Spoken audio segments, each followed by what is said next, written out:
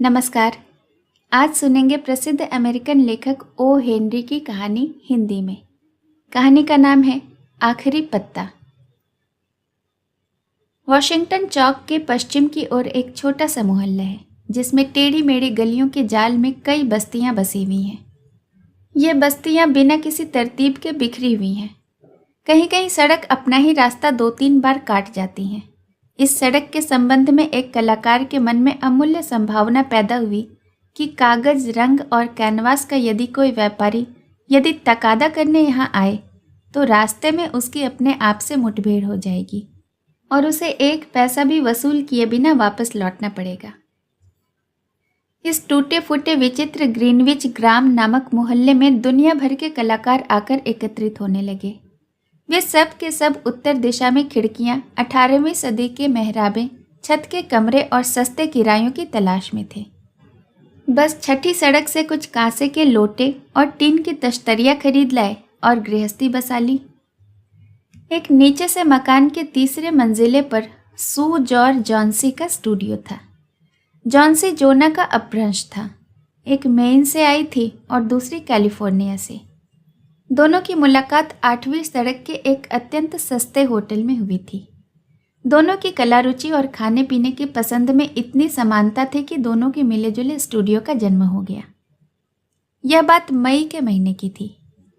नवंबर की सर्दियों में एक अज्ञात अजनबी ने, जिसे डॉक्टर लोग निमोनिया कहते हैं, मोहल्ले में डेरा डालकर अपनी बर्फीली अंगुलियों से लोगों को छेड़ना शुरू कर दिया।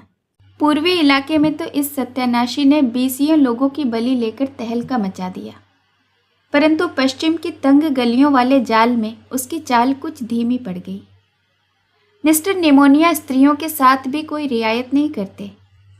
कैलिफोर्निया की आंधियों से जिसका खून फीका पड़ गया हो, ऐसे किसी दुबली पतली लड़की का इस भीमकाय फुफकारते दैत्य से कोई मुकाबला तो नहीं था।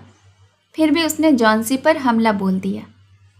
वह बेचारी चुपचाप अपनी लोहे की खाट पर पड़ी रहती और शीशे की खिड़की में सामने की ईंटों के मकान की कोरी दीवार को देखा करती। एक दिन उसका इलाज करने वाले बूढ़े डॉक्टर ने थर्मामीटर झटकते हुए सू को बाहर के कमरे में बुलाकर कहा, उसके जीने की संभावना रुपये में 2 आने हैं, वह भी तब यदि उसकी इच्छा शक्ति बनी रहे। जब लोगों के मन में जीने की इच्छा नहीं रहती और वे मौत का स्वागत करने के लिए तैयार हो जाते हैं तो उनका इलाज धन्वंतरी भी नहीं कर सकते। इस लड़की के दिमाग पर भूत सवार हो गया है कि अब वह अच्छी नहीं होगी। क्या उसके मन पर कोई बोझ है? सू बोली, और तो कुछ नहीं, पर किसी रोज नेपल्स की खाड़ी का चित्र बनाने की उसकी प्रबल आकांक्षा है। चित्र?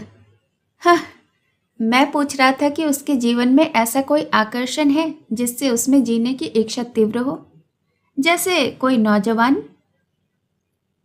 बिच्छू के डंक से चुभती हुई आवाज में सू बोली, नौजवान? पुरुष और प्रेम? छोड़ो भी डॉक्टर, ऐसी कोई बात नहीं है। डॉक्टर बोला, सारी बुराई की जड़ यही है। डॉक्टरी विद्या के अनुसार जो कुछ मुझसे मुमकिन है उसे किए बिना नहीं छोड़ूंगा, पर जब कोई मरीज अपनी अर्थी के साथ चलने वालों की संख्या गिनने लगता है तब दवाइयों की शक्ति आधी रह जाती है। अगर तुम उसके जीवन में कोई आकर्षण पैदा कर सको जिससे वह अगली सर्दियों में प्रचलित होने वाले कपड़ों के फैशन के बारे में चर्चा करने लगे तो उसके जीने की संभावना कम से कम दुगुनी तो हो जाएगी। डॉक्टर के जाने के बाद सू अपने कमरे में गई और उसने रो रो कर कई रुमाल निचोड़ने के काबिल कर दिए। कुछ देर बाद चित्रकारी का सामान लेकर वह सीटी बजाती हुई जॉन्सी के कमरे में पहुंची। जॉन्सी चद्दर ओढ़े चुपचाप बिना हिले डुले खिड़की की ओर देखती पड़ी थी। उसे सोई हुई जानकर उसने सीटी बजाना बंद कर दिया। तख्ते पर कागज लाकर वह किसी पत्रिका की कहानी के लिए कलम स्याही से एक तस्वीर बनाने बैठी। नवोदित कलाकारों को कला की मंजिल तक पहुंचने के लिए पत्रिकाओं के लिए तस्वीरें बनानी ही पड़ती है, जैसे साहित्य के मंजिल तक पहुंचने के लिए नवोदित लेखकों को पत्रिकाओं की कहानियां लिखनी पड़ती हैं। जो ही सू एक घुड़सवार जैसा ब्रीच पहने, एक आंख का चश्मा लगाए, किसी इडाहो के गडेरिये के चित्र की रेखाएं बनाने लगी, उसे एक धीमी आवाज अनेक बार दोहराती हुई सी सुनाई दी। वह शीघ्र ही बीमार के बिस्तर के पास गई। जॉन्सी की आंखें खुली थी। वह खिड़की के बाहर देख रही थी और कुछ गिनती बोल रही थी, लेकिन वह उल्टा जप कर रही थी। वह बोली 12, फिर कुछ देर बाद 11, फिर 10, फिर 9 और तब एक साथ 8 और 7। सू ने उत्कंठा से खिड़की के बाहर नजर डाली। वहां गिनने लायक था ही क्या? एक खुला बंजर चौक या 20 फीट दूर ईंटों के मकान की कोरी दीवार, एक पुरानी ऐठी हुई जड़ें निकली हुई सदाबहार की बेल दीवार की आधी ऊंचाई तक चढ़ी हुई थी। शिशिर की ठंडी सांसों ने उसके शरीर की पत्तियां तोड़ ली थीं और उसकी कंकाल शाखाएं एकदम उघाड़ी उन टूटी फूटी ईंटों से लटक रही थी। सू ने पूछा, क्या है जॉनी? अत्यंत धीमे स्वरों में जॉन्सी बोली, 6। अब वे जल्दी जल्दी गिर रही हैं। 3 दिन पहले वहां करीब 100 था। उन्हें गिनते गिनते सिर दुखने लगता था। अब एक और गिरी, अब सिर्फ 5। 5 क्या जॉनी? 5 क्या? अपनी सू को तो बता। पत्तियां, उस बेल की पत्तियां। जिस वक्त आखिरी पत्ती गिरेगी मैं भी चली जाऊंगी। मुझे 3 दिन से इसका पता है। क्या डॉक्टर ने तुम्हें नहीं बताया? अत्यंत तिरस्कार के साथ सू ने शिकायत की। ओह, इतनी बेवकूफ़ी तो कहीं नहीं देखी। तेरे ठीक होने से इन पत्तियों का क्या संबंध है? तू उस बेल से प्यार किया करती थी। क्यों? इसीलिए? बदमाश, अपनी बेवकूफ़ी बंद कर। अभी सुबह ही तो डॉक्टर ने बताया था कि तेरे जल्दी से ठीक होने की संभावना कितनी है। ठीक किन शब्दों में कहा था? हाँ, कहा था कि संभावना रुपये में 14 आना है। और न्यूयॉर्क में जब हम किसी टैक्सी में बैठते हैं या किसी नई इमारत के पास से गुजरते हैं, तब भी जीने की संभावना इससे अधिक नहीं रहती। चल, अब थोड़ा सा शोरबा पीने की कोशिश कर और अपनी सू को तस्वीर बनाने दे, ताकि उसे संपादक महोदय के हाथों में बेचकर वह अपने बीमार बच्चे के लिए थोड़ी दवा दारू और अपने खुद के पेट के लिए रोटी पानी ला सके। अपनी आंखों को खिड़की के बाहर टिकाए जॉन्सी बोली, तुम्हें मेरे लिए शोरबा लाने की ज़रूरत नहीं। एक और गिरी। नहीं, मुझे शोरबे की ज़रूरत नहीं है। अब सिर्फ 4 रह गई हैं। अंधेरा होने के पहले उस आखिरी पत्ती को गिरते हुए देख लूँ बस, फिर मैं चली जाऊंगी। सू उस पर झुकती हुई बोली, प्यारी जॉन्सी, तुझे प्रतिज्ञा करनी होगी कि तू आंखें बंद रखेगी और जब तक मैं काम करती हूँ खिड़की के बाहर नहीं देखेगी। कल तक ये तस्वीर पहुँचा देनी है। मुझे रोशनी की ज़रूरत है, वरना अभी खिड़की बंद किए देती। जॉन्सी ने रुखाई से पूछा, क्या तुम दूसरे कमरे में बैठकर तस्वीर नहीं बना सकती? सू ने कहा, मुझे तेरे पास ही रहना चाहिए। इसके अलावा मैं तुझे उस बेल की तरफ देखने नहीं देना चाहती। किसी गिरी हुई मूर्ति की तरह निश्चल और सफ़ेद अपनी आंखें बंद करते हुए जॉन्सी बोली, काम खत्म होते ही मुझे बोल देना, क्योंकि मैं उस आखिरी पत्ती को गिरते हुए देखना चाहती हूँ। अब अपनी हर पकड़ को ढीला छोड़ देना चाहती हूँ और उन बेचारी थकी हुई पत्तियों की तरह तैरती हुई नीचे नीचे नीचे चली जाना चाहती हूँ। सू ने कहा, तो सोने की कोशिश कर। मैं खान में मजदूर का मॉडल बनाने के लिए उस बहरमैन को बुलाती हूँ। अभी 1 मिनट में आई। जब तक मैं लौटूं नहीं तो हिलना मत। बूढ़ा बहरमैन उनके नीचे ही एक कमरे में रहता था। वह भी चित्रकार था। उसकी उम्र 60 साल से भी अधिक थी। उसकी दाढ़ी माइकल एंजेलो की तस्वीर के मोजेस की दाढ़ी की तरह किसी बदशक्ल बंदर के सिर से किसी भूत के शरीर तक लहराती हुई मालूम पड़ती थी। बहरमैन एक असफल कलाकार था। 40 वर्षों से वह साधना कर रहा था, लेकिन अभी तक अपनी कला के चरण भी न छू सका था।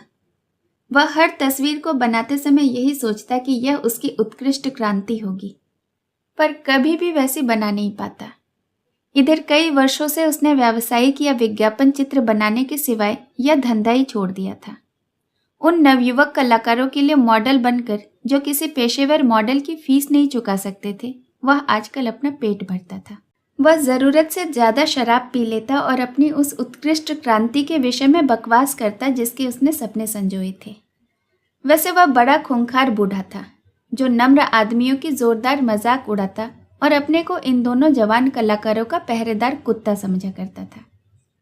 सू ने बहरमैन को अपने अंधेरे अड्डे में पड़ा पाया। उसमें से बेर की गुठलियों की गंध आ रही थी। एक कोने में वह कोरा कैनवस खड़ा था जो उसकी उत्कृष्ट कला क्रांति की पहली रेखा का अंकन पाने की 25 वर्षों से बाट जो रहा था। उसने बूढ़े को बतलाया कि कैसे जॉन्सी उन पत्तों के साथ अपने पत्ते जैसे कोमल शरीर का संबंध जोड़कर उसके सामने बह जाने जैसी भयभीत कल्पना करती है और सोचती है कि उसकी पकड़ संसार पर ढीली हो जाएगी। बूढ़े बहरमैन ने इस मूर्ख कल्पनाओं पर गुस्से से आंखें निकालकर अपना तिरस्कार व्यक्त किया। वह बोला, क्या कहा? क्या अभी तक दुनिया में ऐसे मूर्ख भी हैं जो सिर्फ इसलिए कि एक उजड़ी हुई बेल के पत्ते झड़ रहे हैं उसके मरने की कल्पना कर लेते हैं? मैंने तो ऐसा कभी नहीं सुना। मैं तुम्हारे जैसे बेवकूफ़ पागलों के लिए कभी मॉडल नहीं बन सकता। तुमने उसके दिमाग में यह बात घुसने ही कैसे दिया? अरे बेचारी जॉन्सी, सू ने कहा। वह बीमारी के कारण बहुत कमज़ोर हो गई है और बुखार के कारण ही उसके दिमाग में ऐसी अजीब अजीब कलुषित कल्पनाएं जाग उठी हैं। अच्छा बूढ़े बहरमैन, तुम मेरे लिए मॉडल नहीं बनना चाहते मत बनो, हो तो आखिर उल्लू के पट्टे ही। बहरमैन चिल्लाया, तू तो लड़की की लड़की ही रही। किसने कहा कि मैं मॉडल नहीं बनूंगा? चल मैं तेरे साथ चलता हूँ। आधे घंटे से यही तो झक रहा हूँ कि भाई चलता हूँ। लेकिन एक बात कहूँ, यह जगह जॉन्सी जैसी लड़की के मरने लायक नहीं है। किसी दिन जब मैं अपनी उत्कृष्ट कला क्रांति बना लूँगा तब हम सब यहाँ से चलेंगे, समझी? जब वे लोग ऊपर पहुँचे तो जॉन्सी सो रही थी। सू ने खिड़कियों के पर्दे गिरा दिए और बहरमैन को दूसरे कमरे में लेकर गई। वहाँ से उन्होंने भयभीत दृष्टि से खिड़की के बाहर उस बेल की ओर देखा। फिर उन्होंने बिना एक भी शब्द बोले एक दूसरे की ओर देखा। अपने साथ बर्फ लिए हुए ठंडी बरसात लगातार गिर रही थी। एक केतली को उल्टा करके उस पर नीली कमीज में बहरमैन को बिठाया गया, जिससे चट्टान पर बैठे हुए किसी खान के मजदूर का मॉडल बन जाए। 1 घंटे की नींद के बाद जब दूसरे दिन सुबह सू की आंखें खुली तो उसने देखा कि जॉन्सी जड़ होकर खिड़की के हरे पर्दे की ओर आंखें फाड़कर देख रही है। सुरसुराहट के स्वर में उसने आदेश दिया, पर्दे उठा दे, मैं देखना चाहती हूँ। विवश होकर सू को आज्ञा माननी पड़ी। लेकिन यह क्या, रात भर वर्षा, आंधी, तूफान और बर्फ गिरने पर भी ईंटों की दीवार से लगी हुई उस बेल में एक पत्ती थी। अपने डंठल के पास कुछ गहरी हरी लेकिन अपने किनारों के आसपास थकावट और झड़ने की आशंका लिए पीली पीली वह पत्ती जमीन से कोई 20 फुट ऊंची अभी तक अपनी डाली से लटक रही थी। जॉन्सी ने कहा, यही आखिरी है। मैंने सोचा था कि यह रात में ज़रूर ही गिर जाएगी। मैंने तूफान में आवाज़ें भी सुनी। खैर कोई बात नहीं, आज यह गिर जाएगी और उसी समय मैं भी मर जाऊंगी। तकिए पर अपना थका हुआ चेहरा झुकाकर सू बोली, क्या कहती है पागल? अपना नहीं तो कम से कम मेरा ख्याल कर, मैं क्या करूंगी? पर जॉन्सी ने कोई जवाब न दिया। इस दुनिया की सबसे अकेली वस्तु यह आत्मा है जब वह अपनी रहस्यमयी लंबी यात्रा पर जाने की तैयारी में होती है। ज्यों-ज्यों संसार और मित्रता से बांधने वाले उसके बंधन ढीले पड़ते गए, त्यों-त्यों उसकी कल्पना ने उसे अधिक जोर से जकड़ना शुरू कर दिया। दिन बीत गया और संध्या के क्षीण प्रकाश में भी दीवार से लगी हुई बेल से लटका हुआ वह पत्ता उन्हें दिखाई देता रहा। पर तभी रात पड़ने के साथ साथ उत्तरी हवाएं फिर से चलने लगी और वर्षा की झड़ियां खिड़की से टकराकर छज्जे पर बह आई। रोशनी होते ही निर्दयी जॉन्सी ने आदेश दिया कि पर्दे उठा दिए जाएं। बेल में पत्ती अभी तक मौजूद थी। जॉन्सी बहुत देर तक उसी को एकटक देखती रही। उसने सू को पुकारा, जो चौके में स्टोव पर मुर्गी का शोरबा बना रही थी। जॉन्सी बोली, सूडी मैं बहुत ही खराब लड़की हूँ। कुदरत की किसी शक्ति ने उस अंतिम पत्ती को वहीं रोक कर मुझे यह बतला दिया कि मैं कितनी दुष्ट हूँ। इस तरह मरना तो पाप है। ला, मुझे थोड़ा सा शोरबा दे दे और कुछ दूध में जहर मिलाकर ला दे। पर नहीं, उससे पहले मुझे जरा शीशा दे और मेरे सिरहाने कुछ और तकिया लगा ताकि मैं बैठे बैठे तुझे खाना बनाते हुए देख सकूं। कोई 1 घंटे के बाद वह बोली, सुडी, मुझे लगता है कि मैं कभी न कभी नेपल्स की खाड़ी का चित्र जरूर बनाऊंगी। शाम को डॉक्टर साहब फिर आए। सू कुछ बहाना बनाकर उनसे बाहर जाकर मिली। सू के दुर्बल कांपते हुए हाथों को अपने हाथों में लेकर डॉक्टर साहब बोले, अब संभावना 8 आने मानी जा सकती है। अगर परिचर्चा अच्छी हुई तो तुम जीत जाओगी। और अब मैं नीचे की मंजिल पर एक दूसरे मरीज को देखने जा रहा हूँ। क्या नाम है उसका? बहरमैन। शायद कोई कलाकार है। निमोनिया हो गया है। अत्यंत दुर्बल और बुरा आदमी है। झपट जोर की लगी है। बचने की कोई संभावना नहीं है। आज उसे अस्पताल भिजवा दूंगा, वहाँ ज़्यादा आराम मिलेगा। दूसरे दिन डॉक्टर ने सू से कहा, जॉन्सी अब खतरे के बाहर है। तुम्हारी जीत हुई। अब तो सिर्फ पथ्य और देखभाल की ज़रूरत है। उसी दिन शाम को सू जॉन्सी के पलंग के पास आकर बैठी। वह नीली ऊन का एक बेकार सा गुलबंद निश्चिंत होकर बुन रही थी। उसने तकिए की ओर से अपनी बाँह सू के गले में डाल दी। सू बोली, मेरी भोली बिल्ली, तुझसे एक बात कहनी है। आज सुबह अस्पताल में मिस्टर बहरमैन की निमोनिया से मृत्यु हो गई। वह सिर्फ 2 रोज बीमार रहा। परसों सुबह ही चौकीदार ने उसे अपने कमरे में दर्द से तड़पता पाया था। उसके कपड़े, यहाँ तक कि जूते भी पूरी तरह से भीगे हुए और बर्फ के समान ठंडे हो रहे थे। कोई नहीं जानता कि ऐसी भयानक रात में वह कहाँ गया था, लेकिन उसके कमरे से एक जलती हुई लालटेन, एक नसैनी, 2-4 ब्रश और फलक पर कुछ हरा और पीला रंग मिलाया हुआ मिला। जरा खिड़की के बाहर तो देख, दीवार के पास की उस अंतिम पत्ती को। क्या तुझे कभी आश्चर्य नहीं हुआ कि इतनी आंधी और तूफान में भी वह पत्ती हिलती क्यों नहीं? प्यारी सखी, यही बहरमैन की उत्कृष्ट कलाक्रांति थी। जिस रात को अंतिम पत्ती गिरी, उसी रात को उसने उसका निर्माण किया था। कहानी सुनने के लिए आपका बहुत बहुत धन्यवाद। कहानी और मेरा वाचन पसंद आया हो तो आपसे एक लाइक की उम्मीद रखती हूँ। और अगर चैनल पर नए हैं तो इसे प्लीज़ सब्सक्राइब कर लीजिए और साथ ही साथ बेल आइकन भी प्रेस कीजिए ताकि मेरे द्वारा अपलोड की हुई कहानियाँ पहुँचे सबसे पहले आप तक। धन्यवाद।